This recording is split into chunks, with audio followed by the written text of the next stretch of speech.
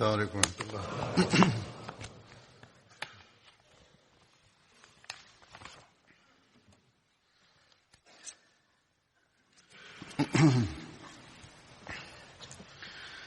أشهد أن لا إله إلا الله وحده لا شريك له وأشهد أن محمدا عبده ورسوله أما بعد فأعوذ بالله من الشيطان الرجيم بسم الله الرحمن الرحيم الحمد لله رب العالمين الرحمن الرحيم مالك يوم الدين إياك نعبد وإياك نستعين اهدنا الصراط المستقيم صراط الذين أنعمت عليهم غير المغضوب عليهم ولا الضالين. हज़रत सअद बिन उबादा जो ज़िक्र गुज़िरियल कुझु ख़ुतबनि खां हले पियो थो. अॼु मां इन जो आख़िरी हिसो बयानु कंदुसि. पाण सॻोरन सल्लल्लाहु अलैहि वसल्लम जी वफ़ात खां पोइ अंसार पाण मंझां जिन खे ख़लीफ़ो चूंडणु चाहिनि पिया उन्हनि में हिननि जो नालो बि ख़ासि तौर ते वरितो पियो थो वञे. हज़रत मिर्ज़ा बशीर अहमद साहब बि सीरत ख़ातमुन नबीन में त अंसार जो हिननि खे ख़लीफ़ो चूंडण ते ज़ोर हुयो ऐं ही क़ौम जा सरदार बि हुआ. ऐं जॾहिं हज़रत अबू बकर ख़लीफ़ा चूंडिया विया ही ओड़ी महिल कुझु मुतज़लज़ल बि थी विया हुआ या ऐं पर इन खां पहिरियां ई अंसार जे चवण ते त हिननि खे ख़लीफ़ो हुअणु घुर्जे. इन हवाले सां हज़रत मुस्लिह मऊद अल्लाह ताला अन्हो वॾे तफ़सील सां रोशनी विधी आहे ऐं ख़िलाफ़त जे मक़ाम जी अहमियत बि इन हवाले सां बयानु कई अथनि. तंहिं करे मां इन बयान खे तमामु ज़रूरी सम्झां थो. ॾाढी वक़्त जी ज़रूरत आहे. इन मुस्लिम मऊद जे हवाले खां पहिरियां हदीस ऐं हिकिड़ो तारीख़ी हवालो बि पेश कंदुसि. हुमैद बिन अब्दुर्रहमान चवनि था रसूलुल्लाह सल्लल्लाहु अलैहि वसल्लम जी वफ़ात महल हज़रत अबू बकर मदीने शरीफ़ जे नवाह में हुआ, आस पास हुआ. जॾहिं हू आया त उन्हनि पाण सॻोरन सल्लल्लाहु अलैहि वसल्लम जे चेहरे तां कपिड़ो परे करे संदन चेहरे मुबारक खे चुमियो ऐं फ़रमायाऊं, मुंहिंजा माउ पीउ तव्हां ते क़ुर्बान. तव्हां ज़िंदह हुअण ऐं वफ़ात याफ़्ता हुअण जी हालत में केॾा न पाकीज़ा हो. पोइ चयाऊं त काबे जे रब जो कसम मोहम्मद सल्लल्लाहु अलैहि वसल्लम फ़ौत थी चुका आहिनि. इन खां पोइ हज़रत अबू बकर ऐं हज़रत उमर रज़ियल्लाहु अन्हुमा तेज़ीअ सां सक़ीफ़ा बनू साइदा ॾांहुं रवाना थिया. ही ॿई पहुता त हज़रत अबू बकर ॻाल्हि ॿोल शुरू कई. पाण क़ुर शरीफ़ में अंसार बाबति जेको कुझु नाज़िल थियो उन मां कुझु न छॾियऊं ऐं नबी करीम सल्लल्लाहु अलैहि वसल्लम अंसार जी फ़ज़ीलत जे बारे में जेको कुझु फ़रमायो हुयो उहो सभु बयानु कयाऊं. पोइ पाण फ़रमायाऊं तव्हां माण्हुनि खे ख़बर आहे त रसूलुल्लाह सल्लल्लाहु अलैहि वसल्लम फ़रमायो हो त जेकॾहिं माण्हू हिकिड़ी वादी में हलनि ऐं अंसार ॿी वादीअ में त मां अंसार जी वादी में हलंदुसि.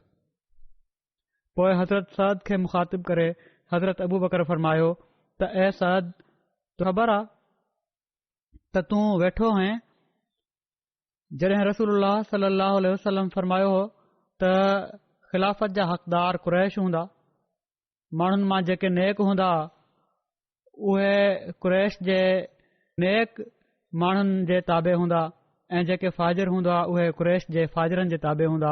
हज़रत साद चयो, तव्हां सच चयो आहे, असां वज़ीर आहियूं ऐं तव्हां माण्हू अमीर। ही मुस्नद अहमद बिन हंबल जी हदीस आहे तबकातुल कुबरा में। इन मौक़े जे तफ़सील में हीअं लिखियलु आहे त नबी करीम सल्लल्लाहु अलैहि वसल्लम जी वफ़ात खां पोइ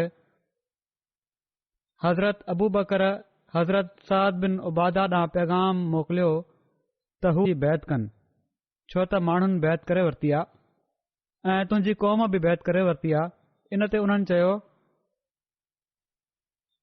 त अल्लाह जो कसम, मां उन वक़्त ताईं बैत न कंदुसि जेसि ताईं मां पंहिंजे तरकश में मौजूद सभई तीर माण्हुनि खे न हणी वठां।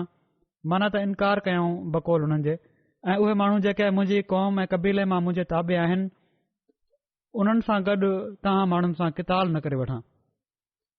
हज़रत अबू बकर जॾहिं हीअ ख़बर मौसूल थी त बशीर बिन साद चयो त ऐं ख़लीफ़े रसूल सल्लल्लाहु अलैहि वसल्लम, हिननि इनकार कयो आहे ऐं इसरार कयो आहे। माना त इनकार ते इसरार कनि पिया था। हू तव्हां जी बैत करण वारा न आहिनि, तोड़े हुननि खे क़तल छो न कयो वञे, ऐं हू हरगिज़ क़तल नथा कया वञी सघजनि जेसि ताईं जो उन्हनि सां गॾु उन्हनि जी औलाद ऐं उन्हनि जे क़बीले खे न क़तल कयो वञे, ऐं हिननि माण्हुनि खे हरगिज़ क़तल नथो करे सघिजे जेसि ताईं जो क़बीले ख़ज़रज खे क़तल न कयो वञे, ऐं ख़ज़ खे हरगिज़ क़तल नथो करे सघिजे जेसि ताईं जो औस खे न कयो वञे क़तल। तंहिं करे तव्हां उन्हनि ॾांहुं पेशकदमी न कयो। जॾहिं त हाणे माण्हुनि जे लाइ मामिलो सिधो थी चुको आहे, हू तव्हां खे नुक़सान नथो पहुचाए सघे। माना त उन्हनि जी क़ौम मां अक्सरियत बैत करे वरिती आहे। जेकॾहिं इनकार कयो अथई त का ॻाल्हि नाहे, छो त हू हिकिड़ो अहिड़ो तनहा शख़्स आहे जंहिंखे छॾे ॾिनो वियो आहे। हज़रत अबू बकर हज़रत बशीर जी नसीहत खे क़बूल कंदे हज़रत साद खे छॾे ॾिनो। पोइ जॾहिं हज़रत उमर ख़लीफ़ा बणिया त हिकिड़े ॾींहुं मदीने जे रस्ते ते साद सां मिलिया त पाण फ़रमायाऊं, ॾे हवाल आहे साद। साद चयो, ॾे हवाल ए उमर। ही पाण में ॻाल्हि ॿोल थी रही आहे।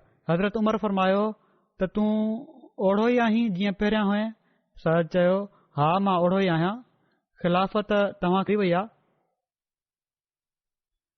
पर ही इनकार, ख़िलाफ़त त मिली वई आहे तव्हां खे, ठीकु आहे, ऐं माण्हुनि बैत बि करे वरिती आहे केतिरनि ई, पर मूं अञा ताईं नाहे कई। पोइ उन्हनि चयो त बख़ुदा तव्हां जो साथी माना त हज़रत अबू बकर रज़ियल्लाहु अन्हु असां खे तव्हां जी भेट में वधीक महबूब हो। ही हज़रत उमर खे हज़रत साद चयो त हज़रत अबू बकर असां खे तव्हां जी भेट में वधीक महबूब हुयो। पोइ हज़रत साद त बख़ुदा मूं इन हालत में सुबुह कयो आहे जो मां तव्हां जी पाड़ेसराप खे पसंदि नथो कयां। हज़रत उमर रज़ियल्लाहु ताला अन्हु फरमायो त जेको पंहिंजे पाड़ेसरी जी मुसाहबत खे पसंदि नथो करे त पोइ हू उन वटां मुंतक़िल थी वञे। हज़रत साद चयो त मां ही विसारण वारो न आहियां, माना त ही मां कंदुसि। मां अहिड़ी पाड़ेसराप ॾांहुं मुंतक़िल थियण वारो आहियां जेका तव्हां खां बहितर आहे। उन्हनि जे ॻाल्हि में कुझु वक़्तु न गुज़रियो हुयो जो हज़रत साद हज़रत उमर रज़ियल्लाहु ताला अन्हु जी ख़िलाफ़त जी शुरूआत में शाम मुल्क ॾांहुं हिजरत कई। तबकातुल कुबरा जो ही हवालो आहे। हज़रत साद जे बारे में ही बि मिले थो त उन्हनि हज़रत अबू बकर जी बैत करे वरिती हुई, जीअं त तारीख़ तबरी में लिखियलु आहे, वतब अल क़ौम अलल बैत व बाया साद, त सॼी क़ौम वारी वारी हज़रत अबू बकर जी बैत कई ऐं हज़रत साद बि बैत कई। ही तारीख़ तबरी जो हवालो आहे। बहरहाल जहिड़ो कमु मूं चयो त हज़रत मुस्लिह मऊद रज़ियल्लाहु ताला अन्हु जेको तफ़सील बयानु फ़रमायो आहे, उन में केतिरा ई पहलू बयानु थी था वञनि। ख़िलाफ़त जी बैत बि छो ज़रूरी आहे, ख़िलाफ़त जो मक़ाम कहिड़ो आहे, ऐं हज़रत साद जेको कुझु कयो उहो उन जी छा हैसियत आहे। पाण बयानु फ़रमाइनि था पंहिंजे हिकिड़े ख़ुतबे में त क़तल जी माना क़ता तालुक़ बि हूंदी आहे। रसूल करीम सल्लल्लाहु अलैहि वसल्लम जी वफ़ात खां पोइ जॾहिं असहाबनि में ख़िलाफ़त जे बारे में इख़्तिलाफ़ पैदा थियो, अंसार जो ख़्यालु हुयो ख़िलाफ़त असांजो हक़ आहे, असीं अहले वल्द आहियूं। घटि में घटि जेकॾहिं हिकिड़ो मुहाजिरनि मां ख़लीफ़ो हुजे त हिकिड़ो अंसार मां हुजे, माना त ॿ हुजनि। बनु हाशिम सोचियो त ख़िलाफ़त असांजो हक़ आहे। रसूल करीम सल्लल्लाहु अलैहि वसल्लम असांजे ख़ानदान मां हुआ। मुहाजिर तोड़े ही चाहिनि पिया त ख़लीफ़ो कुरैश मां हुअणु घुर्जे, छो त अरब माण्हू सवाइ कुरैश जे ॿियो कंहिंजी ॻाल्हि मञण वारा न हुआ, पर हू कंहिं ख़ासि शख़्स खे पेश न पिया कनि ऐं पर तयुनि खे चूंड ते छॾे ॾियणु चाहिनि पिया त चूंड करे था वठूं। मुसलमान जंहिंखे चूंडे वठनि उहो ई ख़ुदा ताला तरफ़ां ख़लीफ़ो सम्झो। जॾहिं उन्हनि इन ख़्याल जो इज़हार कयो त अंसार ऐं बनु हाशिम सभई उन्हनि सां मुतफ़िक़ थी विया, पर हिकिड़े असाबी जी सम्झ में हीअ ॻाल्हि न आई। ही उहे अंसारी असाबी हुआ जिन खे अंसार पंहिंजा ख़लीफ़ो बनाइणु चाहिनि पिया। इन लाइ शायदि उन्हनि इन ॻाल्हि खे पंहिंजी बेइज़ती सम्झो या हीअ ॻाल्हि ई उन्हनि जी सम्झ में न आई।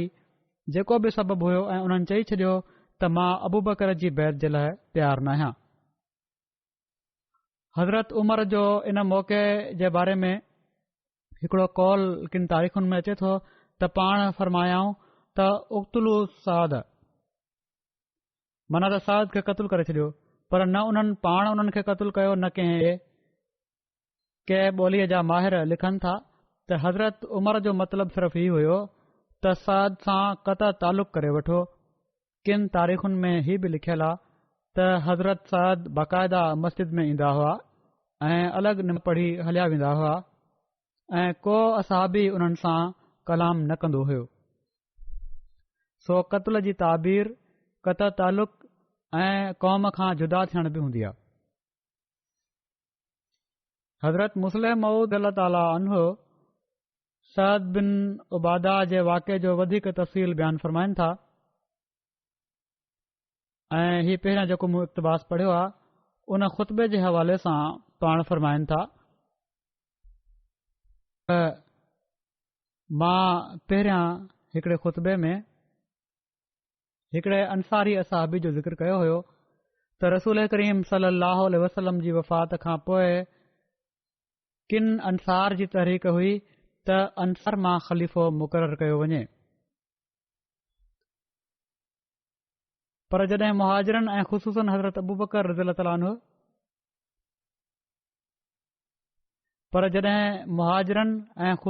हज़रत अबू बकर रज़ियल्लाहु ताला अन्हु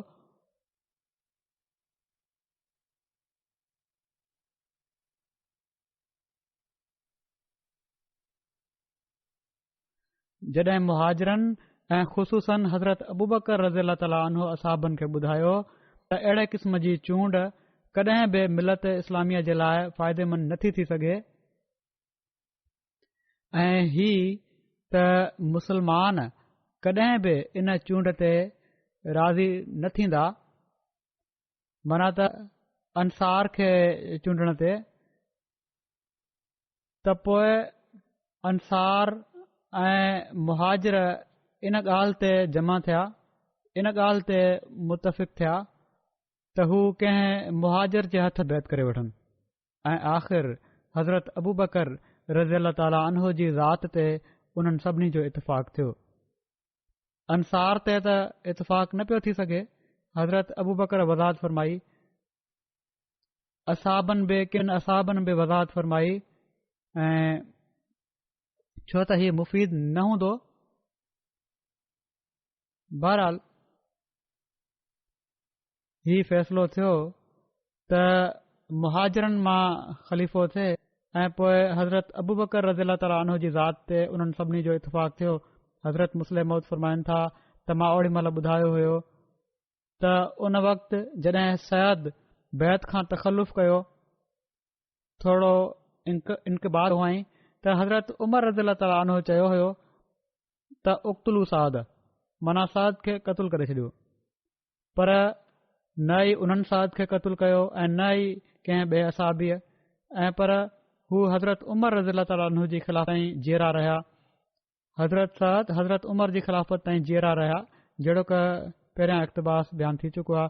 ऐं हज़रत उमर रज़ीअल्लाहु ताला अन्हु जी ख़िलाफ़त में शाम में फ़ौत थिया ई, हिजरत करे वरिती हुई उन्हनि ऐं शाम में फ़ौत थिया। ऐं मां आयम सल्फ़ इस्तदलाल कयो आहे, सल्फ़ इमामनि इस्तदलाल कयो आहे त क़तूल जी माना हिते जिस्मानी क़तूल न आहे ऐं पर क़ता तालुक़ माना आहे। ऐं अरबी ॿोली में क़तूल जूं केतिरियूं मानाऊं हूंदियूं आहिनि, उनमें बेशक क़तूल जी माना जिस्मानी क़तूल ई हूंदी आहे, पर अरबी ॿोली में जॾहिं क़तूल जो लफ़्ज़ इस्तेमालु कयो वञे त उहो केतिरनि ई मानाउनि में इस्तेमालु थींदो आहे, जिन मां हिकिड़ी माना क़ता तालुक़ आहे। ऐं लुगत वारनि इस्तदलाल कयो आहे त हज़रत उमर जो मतिलबु क़तूल मां क़तूल नाहे ऐं पर क़ता तालुक़ मतिलबु हुयो त हिननि खे छॾे ॾिनो वञे, हिननि सां ॻाल्हि ॿोल बंदि कई वञे। न त जेकॾहिं क़तूल मां मुराद ज़ाहिरी तौर ते क़तूल करे छॾणु हुयो त हज़रत उमर रज़ीअल्लाहु ताला अन्हु जेके तम जोशीला हुआ उन्हनि खे उन्हनि पाण छो न क़तूल करे छॾियो, या असहाबनि मां कंहिं छो उन्हनि खे क़तूल न कयो। पर जॾहिं त हज़रत उमर रज़ीअल्लाहु ताला अन्हु न सिर्फ़ उन्हनि खे ओॾी महिल क़तूल न कयो ऐं पर पंहिंजी ख़िलाफ़त जे ज़माने में बि क़तूल न कयो, ऐं किन जे वेझो त हू हज़रत उमर जी ख़िलाफ़त खां पोइ बि जीअरा रहिया ऐं कंहिं असाबी हुननि ते हथु न खयो। त बहरहाल इन मां ज़ाहिर थिए थो त क़तल मां मुराद क़ता तालुक़ ई हुयो, ज़ाहिरी तौर ते क़तूल करणु मतिलबु न हुयो। ऐं तोड़े उहे असाबी आम असाबनि खां अलॻि रहिया, हज़रत साद अलॻि थी विया उन्हनि खां, पर कंहिं उन्हनि ते हथु न खयो। सो हज़रत मुस्लिम मौद फरमाइनि था त मिसाल ॾिनो हुयो त रोया में बि जेकॾहिं कंहिं जे बारे में क़तूल थियणु ॾिठो वञे त उन जो ताबीर क़ता तालुक़ ऐं बाइकाट बि थी सघे थो। पंहिंजे हिकिड़े ख़ुतबे जे हवाले जो ज़िक्र कनि पिया था। बहरहाल अॻिते फरमाइनि था त मूंखे हिकिड़े दोस्त ॿुधायो त हिकिड़े शख़्स उन ख़ुतबे खां पोइ चयो आहे त साद तोड़े बैत न कई हुई, पर मशवरनि में उन्हनि खे ज़रूरु शामिल कयो वेंदो हुयो। माना त बैत न हुअण जे बावजूद बि हज़रत अबू बकर रज़ीअल्लाहु ताला अन्हु उन्हनि खे मशवरनि में शामिल कंदा हुआ।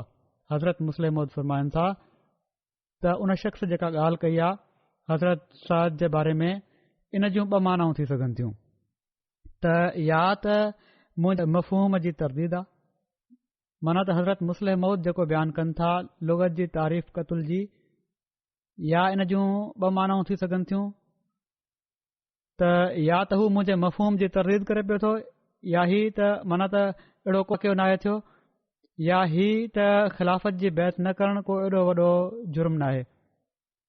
ॿी ॻाल्हि इहा ई साबित करणु चाहे थो हीउ शख़्स त जेकॾहिं ख़िलाफ़त जी बैत न कई वञे त को वॾो ॾोह न आहे, छो त साद बैत न कई हुई पर मशवरनि में शामिल थींदा हुआ। पाण फरमाइनि था कंहिं शाइर चयो आहे त ता मर्द सुखन न गुफ़्ता बाशद ऐब हुनरश न हुफ़्ता बाशद, इंसान जा ऐब ऐं हुनर उन जे ॻाल्हाइण ताईं ॻुझा हूंदा। जॾहिं इंसान ॻाल्हि करे छॾींदो आहे त केतिरा ई भेरा पंहिंजा ऐब ज़ाहिर करे छॾींदो आहे, ख़ामोश हुजे ऐब लिकारंदा आहिनि, ॻाल्हियूं कंदो आहे कॾहिं कॾहिं बेवकूफ़ वारियूं त ऐब ज़ाहिर थी वेंदा आहिनि। पाण चवनि था त इन शख़्स जो माना त हिन शख़्स जंहिं हीअ तारीफ़ कई हुई त हज़रत साद मशवरे में शामिल थींदा हुआ, या हज़रत मुस्लिम मौद जे ख़ुतबे ते तबसरो कयो हुआईं त उन शख़्स जो ॻाल्हि करण बि हीअ ई माना रखे थो त या त हू ख़िलाफ़त जी बैत जी तख़फ़ीफ़ करणु चाहे थो, घटिताई चाहे थो, या पंहिंजे इल्म जो इज़हार करणु चाहे थो, पर ही ॿई ॻाल्हियूं ग़लति आहिनि।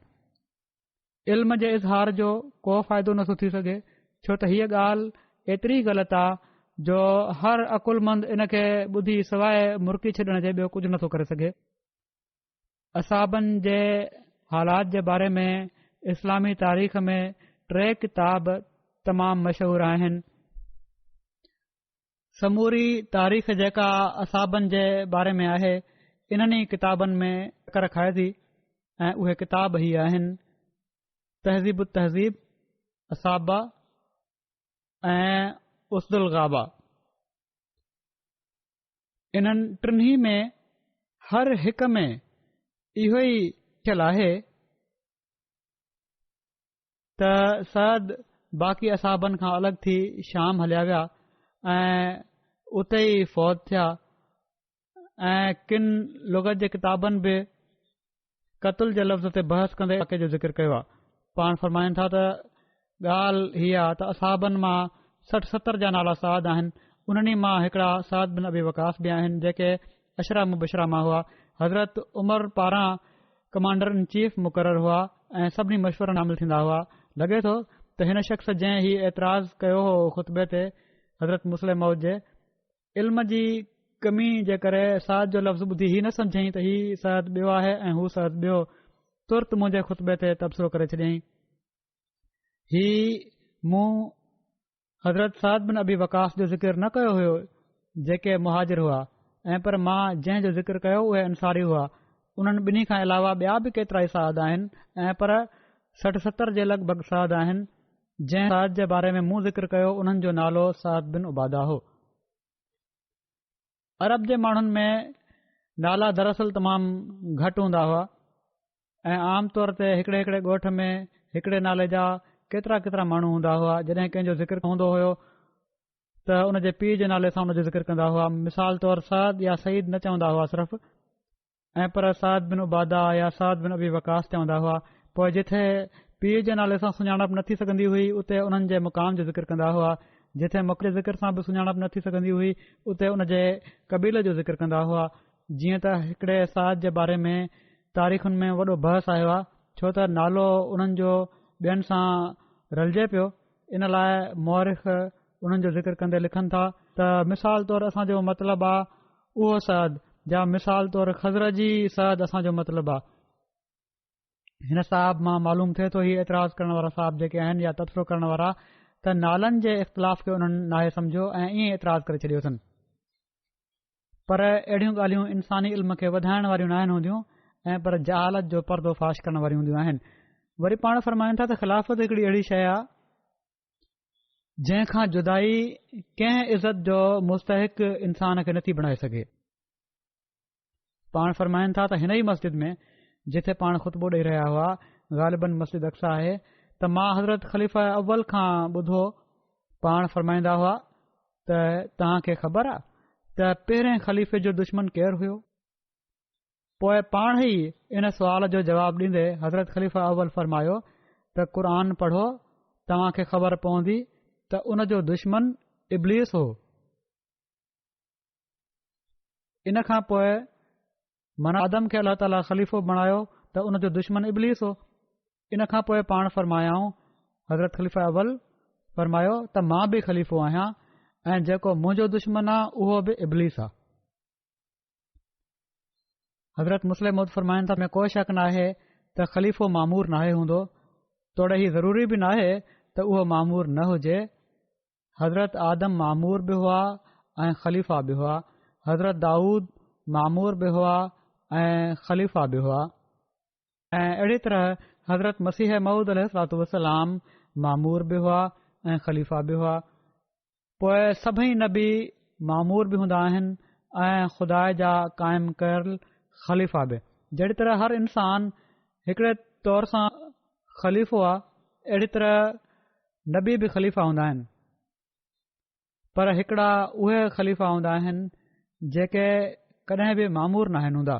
तोड़े इताद जे लिहाज़ खां उन्हनि में ऐं नबियुनि में को फ़र्क़ु न हूंदो। इताद जहिड़ी तरह नबीअ जी ज़रूरी हूंदी आहे उअं ई ख़लीफ़नि जी बि ज़रूरी हूंदी आहे। हा हिननि ॿिन्ही इतादुनि में हिकिड़ो इम्तियाज़ ऐं फ़र्क़ु हूंदो आहे ऐं उहो ही त नबी जी इताद ऐं फ़र्मा बरदारी इन जे करे कई वेंदी आहे जो हू अल्लाह ताला जी वही ऐं पाकीज़गी जो मर्कज़ हूंदो आहे। अल्लाह ताला जी वही ऐं पाकीज़गी जो मर्कज़ हूंदो आहे नबी। पर ख़लीफ़े जी इताद इन लाइ नाहे कई वेंदी त हू अल्लाह ताला जी वही ऐं समूरी पाकीज़गी जो मर्कज़ आहे ऐं पर इन लाइ कई वेंदी आहे त हू अल्लाह ताला जी वही जी तनफ़ीज़ ऐं सॼे निज़ाम जो मर्कज़ आहे। माना त जेका वही नबी ते लथी आहे उन जी तनफ़ीज़ करण वारो आहे ऐं जेको निज़ाम नबीअ क़ाइमु कयो आहे उन खे हलाइण जो मर्कज़ आहे ख़लीफ़ो।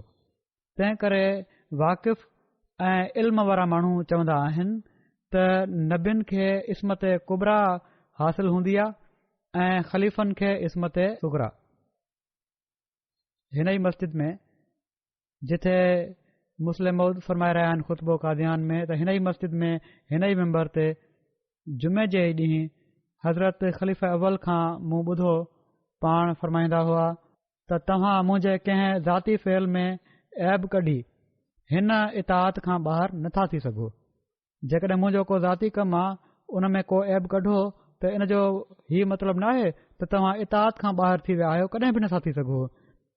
जेका ख़ुदा तव्हां ते आयद कई आहे उहा इताद जेका ख़ुदा तव्हां ते आयद कई आहे तव्हां उन खां ॿाहिरि नथा थी सघो, छो त जंहिं कम जे लाइ मां बीठो आहियां उहो ॿियो आहे ऐं उहो निज़ाम जो इतिहाद आहे।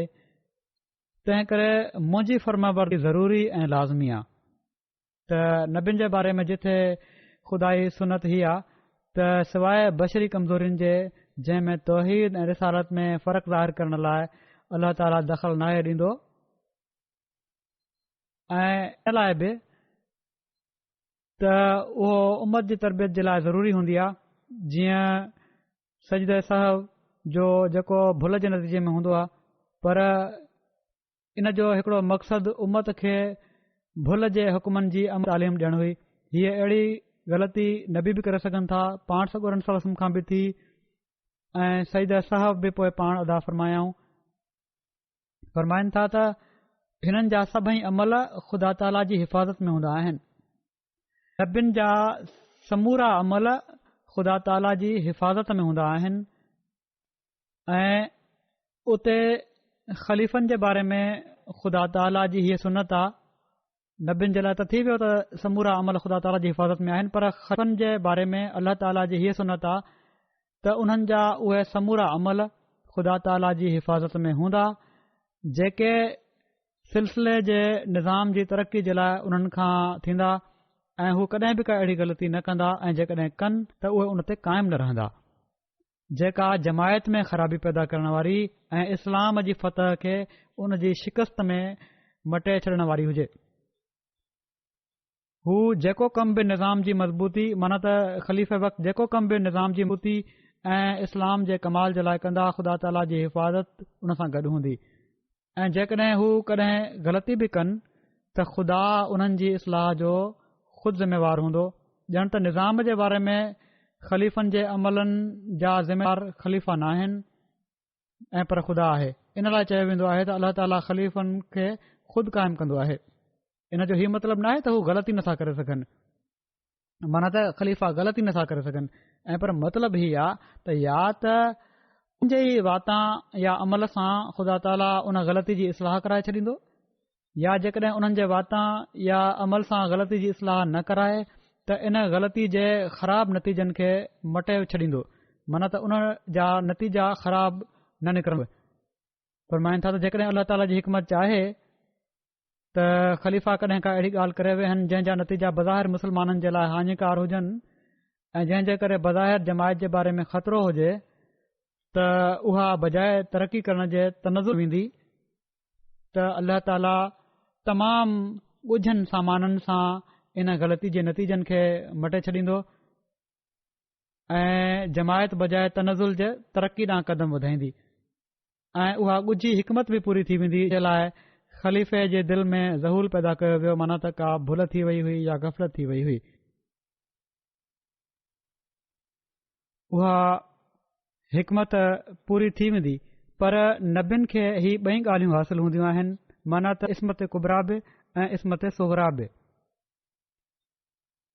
हू तनफ़ीज़ ऐं निज़ाम जो बि मर्कज़ हूंदा आहिनि ऐं वही ऐं अमलनि जी पाकीज़गी जो बि मर्कज़ हूंदा आहिनि, पर इन जो हीउ मतिलबु न आहे त हर ख़लीफ़े जे बारे में ज़रूरी आहे त हू अमलनि जी पाकीज़गी जो मर्कज़ न हुजे। हा, ही थी सघे थो त अमलनि जी पाकीज़गी सां तालुक़ रखण वारनि किन फ़ैलनि में हू ॿियनि वलियुनि खां घटि हुजे, मुमकिन आहे। सो जिथे अहिड़ा ख़लीफ़ा थी सघनि था के अमलनि जी पाकीज़गी जो मर्कज़ हुजनि ऐं निज़ाम सिलसिला जो मर्कज़ बि उते अहिड़ा ख़लीफ़ा बि थी सघनि था जेके पाकीज़गी ऐं विलायत में ॿियनि खां घटि हुजनि, पर इंतिज़ामी क़ाबिलियत ऐं निज़ामी क़ाबिलियतुनि जे लिहाज़ सां ॿियनि खां वधियल हुजनि, पर हर हाल में हर शख़्स लाइ उन्हनि जी इताअत फ़र्ज़ हूंदी, छो त निज़ाम जो हिकु हद ताईं जमायती सियासत सां तालुक़ु हूंदो आहे। हाणे जमायती सियासत सां माण्हू यकदमि छिरकी पिया हूंदा, किन सोचियो हूंदो त हीउ जमायती सियासत छा थी। हिते सियासत लफ़्ज़ मां मतिलबु आहे त उमूमी तौर ते असांजी ॿोली में छा असांजे आम त जेको मफ़हूम वरितो वेंदो आहे उहो मनफ़ी रंग में वरितो वेंदो आहे, मनफ़ी रंग में ई इस्तेमालु थींदो आहे। कुझु सियासतदाननि हिन लफ़्ज़ खे बदनाम करे छॾियो आहे त जोड़ टोड़ करणु ऐं नुक़सान पहुचाइणु या सही कमु न करणु, पर हक़ीक़त में जेको लुग़त में हिन जो मतिलबु आहे उन मां मुराद ही आहे त निज़ाम हलाइण जो तरीक़ो, सही रंग में निज़ाम हलाइणु, उन खे सियासत चइबो आहे। पोइ हिकमत अमली सां कमु करणु ही आहे इन जो मतिलबु, बुराइनि खे रोकण लाइ निज़ाम खे क़ाइमु करणु ही आहे इन जो मतिलबु, अक़ुल ऐं हिकमत सां कम खे हलाइणु, बैनल अक़वामी मामलनि खे सही रंग में करण जी सलाहियत हुअणु ही असुल सियासत आहे। ॼण त समूरियूं मुस्बित ॻाल्हियूं हिन लफ़्ज़ जो मतिलबु आहिनि, पर जहिड़ो की मूं चयो त बदकिस्मती सां असां असली मानाउनि खे विसारे सियासतदाननि जे अमल जे करे ऐं पंहिंजनि ग़लति हरकतुनि जे करे मनफ़ी मतिलबु वठंदा आहियूं। पर बहरहाल हिते हज़रत मुस्लिम मौद ही लफ़्ज़ इस्तेमालु कयो आहे सियासत, उहो मुस्बित रंग में इस्तेमालु कयो अथनि ऐं उहे सभई उहे ॻाल्हियूं जेके मूं बयानु कयूं त निज़ाम खे हलाइण जे लाइ जेको अक़ुल ऐं हिकमत ऐं दानाई ऐं सलाहियतूं हुअणु घुरिजनि उन जो ई मतिलबु आहे। फ़रमाइनि था छो त जमायती निज़ाम जो हिकिड़ी हद ताईं जमायती सियासत सां तालुक़ु हूंदो आहे, इन लाइ ख़लीफ़नि जे बारे में अलॻि पहलू ही ॾिठो वेंदो आहे त हू निज़ामी पहलू खे बरतर रखण वारा हुजनि, निज़ामी पहलू खे सभिनी खां मथे रखनि। तोड़े साण ई माना त हिते वज़ाहत बि पाण करे छॾी अथनि इन ॻाल्हि जी, तोड़े साण ई हीउ बि ज़रूरी आहे त दीन जे इस्तेकाम ऐं उन जे मफ़हूम जे खे बि मद्देनज़र रखनि। निज़ाम जमायत खे हलाइण बि फ़र्ज़ु आहे ख़लीफ़े वक़्त जो, ऐं साण ई दीन जे इस्तेकाम ऐं उन जे क़याम खे बि साम्हूं रखणु ज़रूरी आहे उन्हनि जे लाइ। इन लाइ ख़ुदा ताला क़ुर शरीफ़ में जिथे ख़िलाफ़त जो ज़िक्र कयो आहे उते ॿुधायो अथई त वलयुमक्किनन लहुम दीनहुमुल्लज़ी इर्तज़ा लहुम, वलयुमक्किनन लहुम दीनहुमुल्लज़ी इर्तज़ा लहुम, ख़ुदा उन्हनि जे दीन खे मज़बूत कंदो ऐं उन खे दुनिया ते ग़ालिब कंदो। सो जेको दीन ख़लीफ़ा पेश कनि उहो ख़ुदा ताला जी हिफ़ाज़त में हूंदो आहे, पर हीअ हिफ़ाज़त सुग़रा हूंदी आहे। पाण फ़रमाइनि था त जुज़वी ॻाल्हियुनि में हू ग़लती करे सघनि था ऐं ख़लीफ़नि जो पाण में इख़्तिलाफ़ बि थी सघे थो, पर उहे तमामु ई मामूली शयूं हूंदियूं आहिनि, अदना शयूं हूंदियूं आहिनि। जीअं किन मसइलनि जे बारे में हज़रत अबू बकर रज़ी ताला अन्हु ऐं हज़रत उमर रज़ी ताला अन्हु में इख़्तिलाफ़ रहियो, ऐं पर अॼु बि उम्मत मुहम्मदिया हिननि मसइलनि जे बारे में हिकु अक़ीदो अख़्तियार नाहे करे सघी। पर हीउ इख़्तिलाफ़ सिर्फ़ जुज़वी ॻाल्हियुनि में हूंदो आहे, उसूली ॻाल्हियुनि में उन्हनि में कॾहिं बि इख़्तिलाफ़ न हूंदो, ऐं पर उन जे उबतड़ उन्हनि में बि इतिहाद हूंदो त हू दुनिया जा हादी ऐं अॻवान ऐं उन खे रोशनी पहुचाइण वारा हूंदा, माना त ख़लीफ़ा। सो ही चई छॾणु त को शख़्स बावजूद बैत न करण जे उन मक़ाम ते रही सघे थो जंहिं वक़्तु बैत करण वारो हुजे, दर हक़ीक़त ही ज़ाहिर करे थो त अहिड़ो शख़्स सम्झे ई नथो त बैत ऐं निज़ाम कहिड़ी शइ आहे। मशवरे जे बारे में बि ही यादि रखणु घुर्जे त हिकिड़ो एक्सपर्ट ऐं फ़न जो माहिर तोड़े उहो ग़ैर मज़हब जो छो न हुजे, उन खां सलाह वरिती वेंदी आहे। हज़रत मसीह इस्लाम हिकिड़े केस में हिकिड़ो अंग्रेज़ वकील कयो, पर इन जो मतिलबु ही न हुयो त पाण नबूअत जे मामलनि में उन खां सलाह वरिती। जंग अज़ाब थी त ओॾी महिल रसूल करीम सल्लल्लाहु अलैहि वसल्लम हज़रत सलमान फारस रज़ी ताला अन्हु खां सलाह वरिती ऐं फ़रमायाऊं त तुंहिंजे मुल्क में जंग जे मौक़े ते छा कयो वेंदो आहे। उन्हनि ॿुधायो त असांजे मुल्क में त खाही खोटरी वेंदी आहे। पाण फरमायाऊं त हीअ तमामु भली तजवीज़ आहे, जीअं त खाही खोटरी वई ऐं इन ई लाइ खे ग़ज़वा खंदक बि चयो वञे थो। पर बावजूद इन जे असां नथा चई सघूं त सलमान फ़ारसी जंग जे फ़ननि में रसूल करीम सलाहु वसलम खां वधीक माहिर हुआ। उन्हनि खे जंग जे फ़ननि में महारत जो उहो मक़ाम किथे हासिल हुयो जेको मोहम्मद सलाहु वसलम खे हासिल हुयो, या मोहम्मद सलाहु वसलम जेके कम कया उहे कॾहिं हज़रत सलमान फ़ारसीअ कया। ऐं पर ख़लीफ़नि जे ज़माने में बि उन्हनि खे कंहिं फ़ौज जो कमांडर इन चीफ न बणायो वियो, माना त हज़रत सलमान फ़ारसी खे। हालांकि उन्हनि जी उमिरि डिघी थी हुई त हिकिड़े एक्सपर्ट तोड़े उहो गैर मज़हब जो छो न हुजे, उन खां बि सलाह वठी सघिजे थी। पोइ पाण पंहिंजो बयानु फ़रमाइनि था त मां बीमार हुयुसि त अंग्रेज़ डॉक्टरनि खां कॾहिं कॾहिं सलाह वठंदो हुउसि, पर इन जो हीउ मतिलबु न आहे त मां ख़िलाफ़त में बि उन्हनि खां सलाह वरिती आहे या उन्हनि खां सलाह वठंदो आहियां, या हीअ त मां उन्हनि खे इन ई मक़ाम ते सम्झां थो जंहिं मक़ाम ते हज़रत मसीह मऊद अलैहिस्सलाम जे असाबनि खे सम्झां। असाबनि खां मशवरो वठंदो आहियां त इन जो हीउ मतिलबु न आहे त गैर खां मशवरो वठणु ऐं असाबनि खां मशवरो वठणु साॻी ॻाल्हि आहे। असाबनि जो मक़ाम बहरहाल बुलंद आहे, फरमाइनि था त ऐं पर इन जो हीउ सिर्फ़ु मतिलबु हूंदो आहे त मां तिब में मशवरो वरितो, हिकिड़ी ख़ासि फील्ड आहे, हिकिड़ो ख़ासि शोबो आहे, उन में मशवरो वरितो या कंहिं ख़ासि ॻाल्हि लाइ मशवरो वरितो। सो सम्झो त सअद बिन उबादा खां कंहिं दुनिया जे मामले में जंहिं में हू फ़न जा माहिर हुजनि मशवरो साबित हुजे, सअद बिन उबादा खां कंहिं दुनिया जे मामले में जंहिं में हू फ़न जा माहिर हुजनि मशवरो वठणु साबित बि हुजे, तॾहिं बि हीउ नथो चई सघिजे त हू मशवरनि में शामिल थींदा हुआ। पर उन्हनि जे बारे में त का सही रिवायत अहिड़ी न आहे में हीउ ज़िक्र ईंदो हुजे त हू मशवरनि में शामिल थींदा हुआ। ऐं पर गॾियल तौर ते रिवायतूं इहो ई बयानु कनि थियूं त हू मदीनो छॾे शाम ॾांहुं हलिया विया हुआ ऐं असाबनि ते हीउ असरु हुयो त हू इस्लामी मर्कज़ खां मुनक़ति थी चुका आहिनि। इन ई लाइ उन्हनि जी वफ़ात ते असाबनि जे बारे थो त उन्हनि चयो त फ़रिश्तनि या जिन्हनि हिननि खे मारे छॾियो आहे, जंहिं मां ख़बर पए थी त असाबनि जे वेझो हिननि जे मौत खे बि सुठे रंग में न सम्झो वियो, छो त हूअं त हर हिक खे फ़रिश्तो ई मारींदो आहे। उन्हनि फात ते ख़ासि तौर ते चवण त उन्हनि खे फ़रिश्तनि या जिन्हनि मारे छॾियो आहे ॿुधाए थो त उन्हनि जे वेझो वफ़ात अहिड़े रंग में थी जो ॼण त ख़ुदा ताला उन्हनि खे पंहिंजे ख़ासि फ़इल सां खणी वरितो जो हू शिकाक जो मूजिब न थियनि। माना त बदरी असाबनि मां हुआ त कंहिं क़िस्म जे निफ़ाक़ या कंहिं ॿी मुखालफ़त या कंहिं अहिड़ी ॻाल्हि जो मूजिब न थियनि जंहिंसां पोइ उन्हनि जो उहो मक़ाम किरंदो हुजे, पर बहरहाल हू अलॻि थी विया।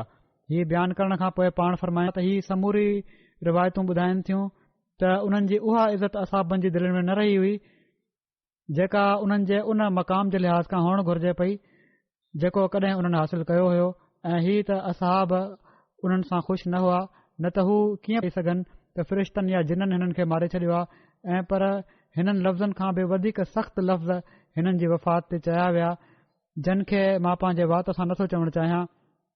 सो हीउ ख़्यालु त ख़िलाफ़त जी बैत खां बग़ैर बि इंसान इस्लामी निज़ाम में पंहिंजे मक़ खे क़ाइमु रखे सघे थो, वाक़िया ऐं इस्लामी तालीम जे बिल्कुलु ख़िलाफ़ इहा ॻाल्हि आहे। ऐं जेको शख़्स अहिड़े क़िस्म जा ख़्याल पंहिंजी दिलि में रखे थो, मां नथो सम्झी सघां त हू बैत जे मफ़हूम खे ज़रो बि सम्झंदो हुजे। हज़रत सअद बिन उबादा जी वफ़ात हुरान शाम मुल्क में थी। हज़रत उमर जे ख़लीफ़ो चूंडजण जे 2.5 सालनि खां पोइ थी हुई। अल्लामा इब्न हजर अस्कलानी जे मुताबिक़ हिननि जी वफ़ात शाम जे शहर बुसरा में थी हुई। हीउ शाम जो पहिरियों शहर हुयो को मुस्लमाननि फ़तह कयो हुयो। मदीने में हिननि जे मौत जो इल्मु ओड़ी महिल थियो, हीअ रिवायत अचे थी त ख़बर न पई हिते मदीने में कहिड़ी तरह इल्मु थियो जो जॾहिं बैरे मुनबे या बैरे सकन जा खूह जेके उन्हनि में मंझंदि जो सख़्त गर्मी में टपा ॾियण वारनि छोकरनि मां हिकिड़े खूह मां कंहिंखे हीउ चवंदे ॿुधो त क़द क़तलना सैयद अल ख़ज़रज सअद बिन उबादा वरमयना बेसहमैन फलम तुखित फवादहू त असां ख़ज़रज जे सरदार सअद बिन उबादा खे क़तल करे छॾियो आहे। असां उन खे ॿती रहियासीं, असां उन जी दिलि ते निशानो हणण खां न गुथासीं। छोकिरा डिॼी विया ऐं माण्हू उन ॾींहं खे यादि रखियो माण्हुनि उनखे उन ई ॾींहुं ॾिठो जहिड़े ॾींहुं हज़रत साद जी वफ़ात थी हुई। साद वेठा पेशाब करे रहिया हुआ जो उन्हनि खे क़तलु कयो वियो ऐं हू ओॾी महिल ई फ़ौत थी विया। हज़रत साद बिन उबादा जी वफ़ात हज़रत उमर जी ख़िलाफ़त जे दौर में थी। हिननि जी वफ़ात जे साल में इख़्तिलाफ़ आहे। किन रिवायतुनि जे मुताबिक़ 14 हिजरी में, किन जे मुताबिक़ 15 हिजरी में ऐं किन जे मुताबिक़ वफ़ात 16 हिजरी में थी। हज़रत साद जी क़बर दिमिश्क जे वेझो ऐं पासे मौजूदु हिकड़े ॻोठ मनीहा में आहे। तबकातुल कुबरा जो ई हवालो आहे। हाणे हिन खां पोइ मां ॿिनि मरहूमनि जो ज़िक्र कंदुसि जंहिंजो हाणे ई जनाज़ो बि पढ़ाईंदुसि इनशा। पहिरियां आहिनि मुकरम सैयद मोहम्मद सरवर शाह साहब जेके सदर अंजुमन अहमद कादियान जा मेंबर हुआ। 8 जनवरी ते 85 सालनि जी उमिरि में ई फ़ौत थी विया। इन्ना लिल्लाहि व इन्ना इलैहि राजिऊन। गुज़िरियल कुझु वक़्त खां कैंसर जे मर्ज़ में मुब्तला हुआ पर वॾी हिमत सां सब्र ऐं हौसले सां हिननि बीमारी खे मुंहुं ॾिनो ऐं आख़िर ताईं पंहिंजे मनसबी फ़र्ज़नि खे सुहिणे रंग में अदा करण जी कोशिश कंदा रहिया। कॾहिं बि बीमारी खे रुकावट न बणजण ॾिनऊं। पाण जॻह सूंगड़ा सूबे जे हिकड़े मारूफ़ मुख़लिस अहमदी ख़ानदान सां तालुक़ रखंदा हुआ। हिननि जा पड़नाना हज़रत सैयद अब्दुर्रहीम साहब हज़रत मसीह मऊद अलैहिस्सलाम जा असाबी हुआ ऐं नाना मुकरम मौलवी अब्दुल अलीम साहब मरहूम हिकड़ा जयद दीन जा आलिम हुआ ऐं शाइर बि हुआ। ऐं हिननि जी विलादत ते हिननि जे वालिद पंहिंजे सहुरे खे नालो तजवीज़ करण जी दरख़्वास्त कई त उन्हनि ॿुधायो त मां ख़्वाब में सैयद सरवर शाह साहब खे ॾिठो आहे, असांजे घर आया आहिनि, इन लाइ हिन जो नालो बि सैयद सरवर रखे वठो। शुरूआती तालीम खां पोइ हिननि कटक ज़िले कटक में हासिल कई, BA पास कई, पोइ प्राइवेट स्कूल में हेडमास्टर थी विया। उनखां पोइ उड़ीसा हाई कोर्ट में असिस्टेंट रहिया, पोइ ऑडिट ऑफिस जे उहिदे ते फ़ाइज़ रहिया ऐं रिटायरमेंट खां पोइ बि 1995 में जमायती ख़िदमत जे लाइ पंहिंजो पाण खे वक़फ़ कयऊं। हज़रत ख़लीफ़ुल मसीह राबे रहमल्लाह ताला 1996 में कुझु कम हिननि जे हवाले कया, उन्हनि जो इंचार्ज बणायाऊं। हिननि खे उमिरि जी बि तौफ़ीक़ मिली। मरकज़ी ऑडिटर ऐं केतिरनि ई मामलनि में वन मैन कमीशन तौर बि हज़रत ख़लीफ़ुल मसीह राबे हिननि खे मुक़ररु फ़रमायो ऐं पोइ ही आख़िर ताईं इन ई ऑडिट जे उहिदे ते रहिया ऐं मरहूम खे 9 सालनि ताईं सदर कज़ा बोर्ड तौर ख़िदमत जी तौफ़ीक़ मिली। अहिड़ी तरह केतिरनि ई अहम मरकज़ी टिन जा सदर ऐं मेंबर बि रहिया ऐं वफ़ात ताईं सदर अंजुमन अहमदिया जे मेंबर हुअण जी तौफ़ीक़ हासिल कयऊं। इंतिज़ामी सलाहियत हिननि में तमामु भली हुई। वॾो वक़्तु मरकज़ी ऑडिटर तौर बि ख़िदमत जी तौफ़ीक़ मिलनि जहिड़ो की मूं चयो। हज़रत ख़लीफ़ी राबे रहमल्लाह ताला हिननि खे हिकड़े ख़त में फ़रमायो त तव्हां भलो कमु कयो पिया था, जज़ाकुमुल्लाह अहसनुल जज़ा। बिना डप जे हक़ीक़त जो इज़हार करण जी अदा तव्हांजी ॾाढी पसंदि आई। माशाअल्लाह तमामु बारीक़ ऐं अहम पहलुनि ते नज़र वञेव थी। तव्हां अहिड़ी तरह पंहिंजे प्रोग्राम जे मुताबिक़ पंहिंजो कमु कंदा रहो ऐं तव्हां खे इन खां को बि नथो रोके सघे। अल्लाह तव्हां खे उन वक़्तु उन्हनि खे दुआ बि ॾिनऊं त सिहत ऐं उमिरि ॾे। नाज़िम साहब दारुल क़ज़ा बयानु कनि था त कादियान जा त क़ज़ा जे समूरनि कारकुननि सां ॾाढी मोहबत जो तालुक़ रहनि। बोर्ड में हलंदड़ केसनि में वधि में वधि जल्द फ़ैसिलो करण जी कोशिश हुआ। मौसूफ़ तमामु एहतियात सां केस जे कागज़नि जो जाइज़ो वठंदा हुआ। इंसाफ़ ते ॿधल फ़ैसिलो कराइण जी हर मुमकिन कोशिश कंदा हुआ। साहिब राय हुआ ऐं हसास मामलनि में अल्लाह ताला खां रहनुमाई जा तालिब रहंदा हुआ। हिननि जा ॼाटरा आहिनि डॉक्टर तारिक साहब, मेडिकल ऑफिसर आहिनि, सीनियर मेडिकल ऑफिसर नूर अस्पताल कादियान जा। हू चवनि था त बाक़ाइदगी सां तहजीद पढ़ण खां अलावा मस्जिद मुबारक में निमाज़ूं टाइम ते पढ़ंदा हुआ। हथ पेर जॾहिं ॾकण लॻा सही तरह हली न सघंदा हुआ त ॿियनि जे सहारे मस्जिद वेंदा हुआ। जुमे जी निमाज़ में हमेशा टाइम ते वञी पहिरीं सिफ़ में वेहंदा हुआ। सिज लथे खां वठी सोमाणी ताईं मस्जिद में वेही नफ़लनि दुआउनि ऐं तस्बीहुनि में मशगूल रहंदा हुआ। नाज़िर आला बयान बि लिखियो आहे त हिननि जूं ख़ूबियूं ॾाढियूं हुयूं। तमामु सुठो सभिनी सां मिलंदा हुआ, महिमान नवाज़ी हुन, तमामु अणथक महिनती इंसान हुआ, ग़रीबनि जा हमदर्द हुआ ऐं पंहिंजे बाला ऑफिसरनि जा तमामु मुती ऐं फर्माबरदार हुआ। ख़िलाफ़त सां वाबिल गहरी हुअनि ऐं ॿियनि खे बि इन जी तलक़ीन कंदा हुआ ख़िलाफ़त सां वाबस्ता रहण जी। अल्लाह ताला जे फज़ल सां मरहूम मूसी हुआ ऐं मरहूम जा सभई पुट धीअ जमाती कमनि में वधी सदी हिसो वठनि पिया था ऐं हिननि जा नंढा पुट सैयद महमूद अहमद नूर अस्पताल कादियान में बतौर फार्मासिस्ट ख़िदमत अंजाम ॾियनि पिया था। हिननि जा ॿई ॼाटा सैयद तनवीर अहमद साहब ऐं डॉक्टर तारिक अहमद साहब वक़फ़े ज़िंदगी आहिनि, कादियान में ख़िदमत जी तौफ़ीक़ हासिल कनि पिया था। अहिड़ी तरह नंढा ॼाटा जेके आहिनि सैयद हसन ख़ान, उहे रिटायरमेंट खां पोइ बि उहे बि जमायती ख़िदमत रज़ाकार तौरु कनि पिया था। जेसि ताईं साहिबज़ादा मिर्ज़ा वसीम मोहम्मद साहब मरहूम नाज़िर आला रहिया, हमेशा अदब जे दायरे में रहंदे ऑडिट कयाऊं ऐं उन्हनि सां लाॻापियल सुवाल कंदा हुआ। चवंदा हुआ त सॼे कादियान में मियाँ साहब जहिड़ो मुहबत करण वारो वजूद कोन हुयो। दारुल मसीह में रहंदा हुआ ऐं हज़रत मियाँ साहब हिननि जो ॾाढो ख़्यालु रखंदा हुआ। अक्सर उन्हनि जी मुहबतुनि ऐं शफ़क़तुनि खे यादि करे रोई ॾींदा हुआ। शाह साहब दरवेशान कादियान जो ॾाढो एतिराम कंदा हुआ ऐं पाण बि ॾाढो आजिज़ी सां ऐं दरवेशी जी ज़िंदगी हिननि गुज़ारी। जामिया अहमदिया जे शागिर्दनि सां वॾी मुहबत जो वारा हुयनि। आलमनि जी ॾाढी इज़त फ़रमाईंदा हुआ। अल्लाह ताला मरहूम जा दर्जा बुलंद फ़रमाए ऐं हिननि जी औलाद खे बि हिननि जे नक्शे क़दम ते हलण जी तौफ़ीक़ अता फ़रमाए। ॿियो जनाज़ो जेको पढ़ियो वेंदो उहो आहे मोहतरम शौकत गौहर साहिबा, जेके रबुआ वारे डॉक्टर लतीफ़ अहमद कुरैशी साहब जूं घरवारियूं हुयूं ऐं मौलाना अब्दुल मालिक ख़ान साहब मरहूम जी धीउ हुयूं। ही 5 जनवरी ते रबुआ में हिननि जी 77 सालनि जी उमिरि में वफ़ात थी वई। इन्ना लिल्लाहि व इन्ना इलैहि राजिऊन। अल्लाह ताला जे फज़ल सां पाण बि मूसिया हुयूं। आगरा में ही पैदा थियूं हुयूं ऐं उते उन्हनि ॾींहनि में हिननि जा वारिद मौलाना अब्दुल मालिक ख़ान साहब बतौर मुरबी मुतयन हुआ। पोइ ही वालदेन सां हैदराबाद दक्कन में रहियूं। पाकिस्तान ठहण खां पोइ कराची शिफ्ट थी विया। हिननि शुरूआती तालीम कराची में हासिल कई ऐं ॾाढी तालीम में पढ़ाई में ॾाढो होशियारु हुयूं। हमेशा सुठी पोज़ीशन खणंदियूं हुयूं। तमामु नंढी उमिरि खां सिलसिले जी ख़िदमत जो हिननि शौक़ु हुयो। नासरात जूं सेक्रेटरी बणियूं आहिनि त उते कराची जी नासरात खे पहिरीं सिफ़ में वठी आयूं। पोइ जॾहिं हिननि जो निकाह थियो आहे डॉक्टर लतीफ़ कुरैशी साहब सां 1961 में, उनखां बाद हू मेडिकल कॉलेज में पढ़ी रहिया हुआ। उनखां पोइ जॾहिं हू इंग्लिस्तान अची विया त हिते उन्हनि सां गॾु रुख़सत थी आहियूं। पोइ हिते तालीम मुकमिल करण खां पोइ डॉक्टर साहब हज़रत ख़लीफ़ुल मसीह सालिस रहमतुल्लाह खे जॾहिं लिखियो त उन्हनि चयो त तव्हां पाकिस्तान अचो ऐं फज़ल उमर इस्पताल में हिननि जी मुक़ररी फ़रमायाऊं। हिननि बि पंहिंजे मुड़ुस सां वॾी बशाशत सां रबुआ वञी उते ख़िदमत शुरू कई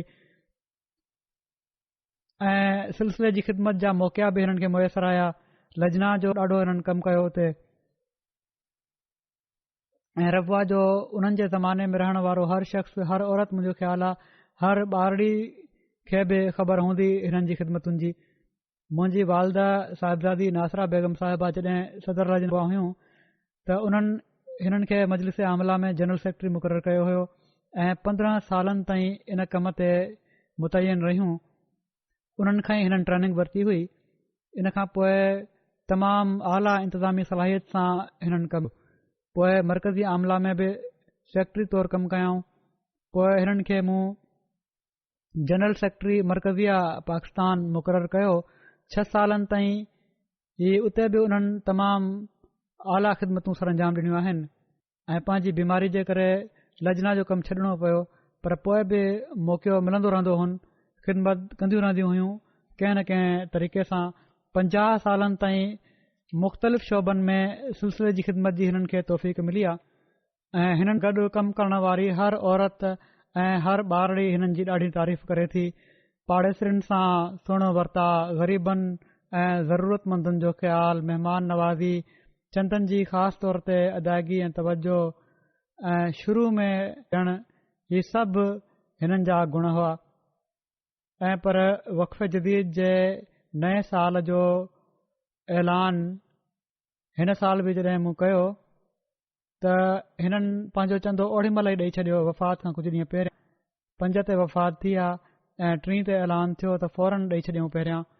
डॉक्टर कुरैशी साहब लिखनि था त मरहूमा 50 सालनि जे रफ़ाक़त जे दौर में बहितरीन घरवारी, बहितरीन माउ, बहितरीन भेण ऐं बहितरीन तौर पंहिंजा हक़ अदा कया। हिते हिकिड़ी शइ लिखण वारे छॾे ॾिनी आहे या डॉक्टर साहब बयानु नाहे कई त बहितरीन नुंहुं बि हुयूं, शायदि ग़लती सां रहिजी वियो, ऐं उन्हनि जी ससु ऐं सहुरो हिननि सां गॾु रहिया ऐं पर अञा ताईं हयात आहिनि। त उन्हनि जी हिननि ख़िदमत बीमारी में बि ख़िदमत कई ऐं माउ वांगुरु उन्हनि खे रखियाऊं। मक़सदु पाण मिसाली ज़िंदगी गुज़ारण खां पोइ हिन दुनिया मां हलियूं वयूं। बीमारी तमामु डिघी हुई, उन जे बावजूदु घर जे कमनि में दिलचस्पी वठंदियूं हुयूं ऐं उन्हनि खे मुकमिल कंदियूं हुयूं। बीमारी में कॾहिं बि शिकवो ज़बान ते न आयो, बीमारी ख़बर सां बर्दाश्त कयाऊं, ख़िलाफ़त सां गहरो तालुक़ु हुयुनि। हिननि जे पोइते रहिजी वियल घर भातियुनि में हिननि जा घर वारा डॉक्टर लतीफ़ कुरैशी साहब, उनखां अलावा 3 पुट ऐं 2 धीअरूं आहिनि ऐं 2 पुट ऐं हिकिड़ी धीउ डॉक्टर आहिनि, हिकिड़ो पुटु इंजीनियर आहे। सभई पढ़ियल लिखियल आहिनि। उन्हनि खे पढ़ायाऊं, सख़्तु हालात में पढ़ायाऊं। कंहिं धीउ हिननि खे हिकु दफ़ो चयो त तव्हां कॾहिं बि ज़ेवर न थियूं पायो, के सुठा कपिड़ा न थियूं सिबरायो। उन्हनि चयो त मां जेका बचत कंदी आहियां तव्हां माण्हुनि जी तालीम ते ख़र्च कंदी आहियां ऐं मां चाहियां थी इहो ई मुंहिंजो ज़ेवर ऐं इहा ई मुंहिंजी पोशाक आहे आला। जेकॾहिं तव्हां पढ़ी वञो ऐं जमात जे लाइ मुफ़ीद बणिजी वञो, मुफ़ीद वजूद बणो ऐं पंहिंजो पाण खे बि संभालण वारा हुजो। ॾाढियूं सची रोया ॾिसण वारियूं हुयूं, रोया ऐं कशफनि वारियूं बि हुयूं। केतिरा ई ख़्वाब हिननि जा जेके हिननि जे ॿारनि लिखिया आहिनि थिया। हिकिड़ी धीउ खे दाख़िला महल ॿुधायाऊं त फलाणे मेडिकल कॉलेज में दाख़िला थींदी, मां ख़्वाब में ॾिठो आहे ऐं उते ई उन्हनि खे दाख़िला मिली। अहिड़ी तरह ॿिया बि केतिरा ई ख़्वाब आहिनि हिननि जा। अलाह जे फज़ल सां तमामु नेक ख़ातून हुयूं ऐं हिननि वग़ैरह जो ख़्यालु रखियाऊं। हिननि जे पुट अब्दुल मालिक लिखियो आहे त जमायत जी इख़लास सां ख़िदमत करण वारियूं हुयूं। केतिरा ई भेरा लजना दफ़्तर खां दारुल उलूम ताईं शदीद गर्मी में पंधु आयूं ऐं कॾहिं बि हिकु दफ़ो बि शिकवो न कयाऊं ऐं ईद जे मौक़े ते हमेशह वेझनि ऐं परे जे पाड़ेसियुनि लाइ घरां मिठी शइ ठाहे मोकिलींदियूं हुयूं ऐं हमेशह ई चवंदियूं हुयूं त जेकॾहिं असां दीन सां वाबस्ता रहंदासीं त अल्लाह ताला कॾहिं बि असां खे ज़ाया न कंदो।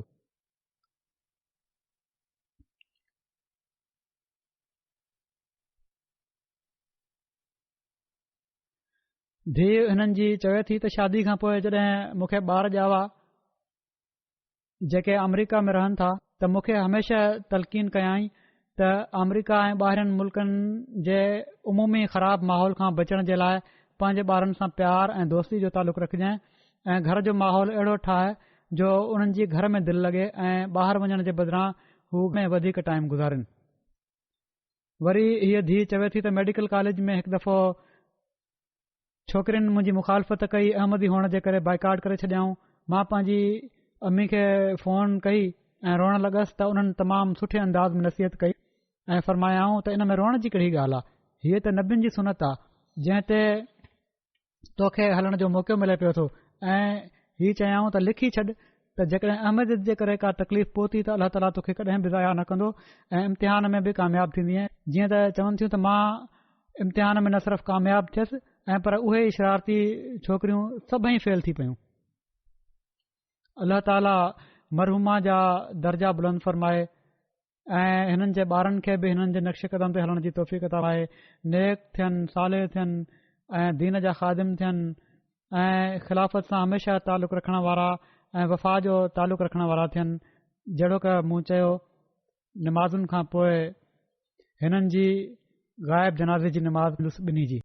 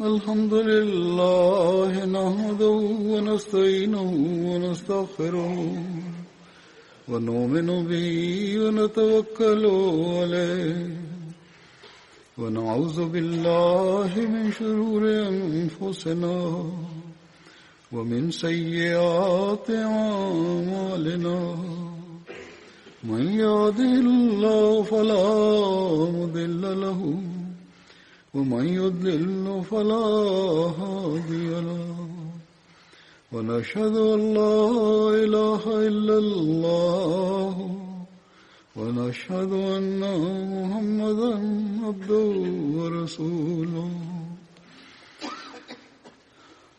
عباد الله رحمكم الله إن الله يأمر بالعدل والإحسان وإيتاء ذي القربى وينهى عن الفحشاء والمنكر والبغي يعظكم لعلكم تذكرون اذكروا الله يذكركم وادعوه يستجب لكم ولذكر الله أكبر.